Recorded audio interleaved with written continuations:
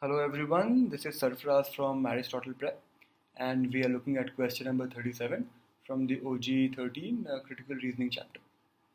So the stimulus says in the last decade there has been a significant decrease in coffee consumption.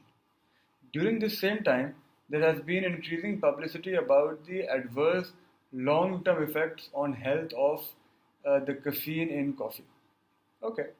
Therefore, the decrease in coffee consumption must have been caused by consumers' awareness of the harmful effects of caffeine. So, this is a straight causality argument for you. It says that the cause is the advertising campaign or the increased publicity of the ill effects of caffeine, and the effect is coffee consumption going down. The question asks you to weaken the argument. Which of these most seriously calls into question the explanation? The easiest way to weaken, or rather, the only two ways of weakening a causality, if you remember. So the argument says X is causing Y. To weaken that, either show that Z can also lead to Y, so some other reason which can lead to the same effect, or that the cause and effect is the other way around.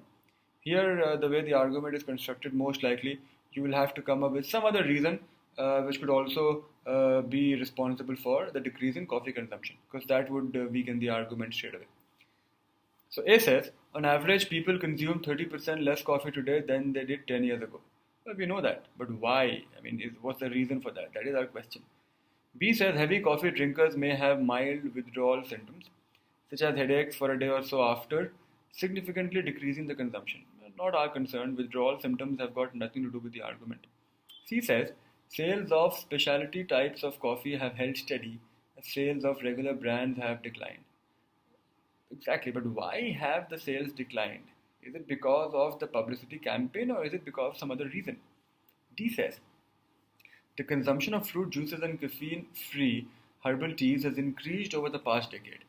It's a very popular answer, though, I mean, if you think about it, this doesn't have to be the reason why coffee consumption is going down. This could, or this most likely should be an effect of the decline in coffee consumption, because people have stopped drinking coffee. They have to drink something.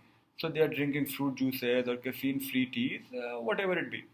So, not your answer. Your answer has to be the last option, whatever it says, which is coffee prices increased steadily in the past decade because of unusually severe frosts in coffee growing nations. That gives you a perfect explanation, or a perfect different reason why the coffee consumption has gone down. It's not because of the publicity campaign, it is because of the high prices.